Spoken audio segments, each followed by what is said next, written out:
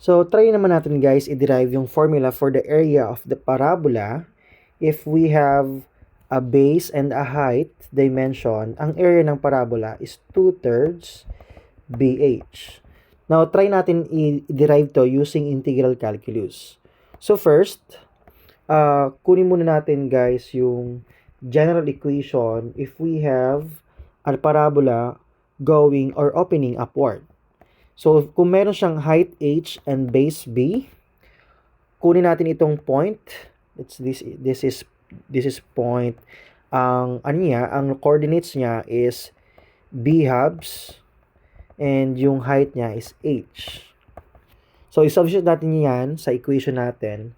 If our y is h, what is k? So, kunin natin yung k na value. And yung x natin is b over 2.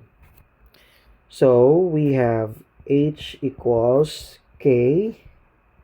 This becomes b squared over 4.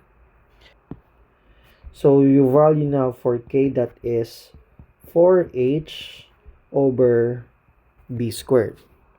So, finally, we have a formula or the equation of this parabola, that is 4h b squared x squared. So, kung paggamit natin ng calculus class, kuha tayo ng strip. So, yung strip na yan, ang length is, if this is y, and yung overall height of the parabola is h, meaning yung length ng strip, that is h minus y. So, this becomes h minus y. This is also differential x. So, meaning, yung differential area natin, that is the area of the strip, which means that is h minus y multiplied by dx. So, integrate natin both sides. And yung limit is, pwede natin gawin negative b halves to b halves, or gawin natin 0 to b halves na lang tayo, then we multiplied by 2. So, this becomes area. Ilabas natin yung 2 since that is constant, 0 to b halves. Then, substitute natin yung values for y.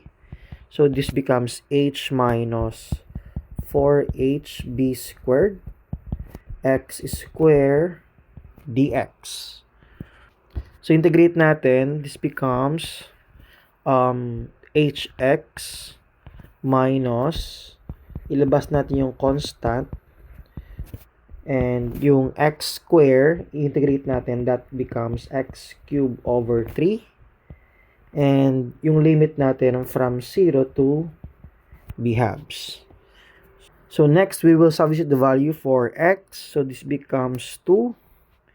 This becomes 2 multiplied by h times b halves. This is bh over 2 minus, copyhin natin yung constant. Then, palitan natin yung x, which is b halves.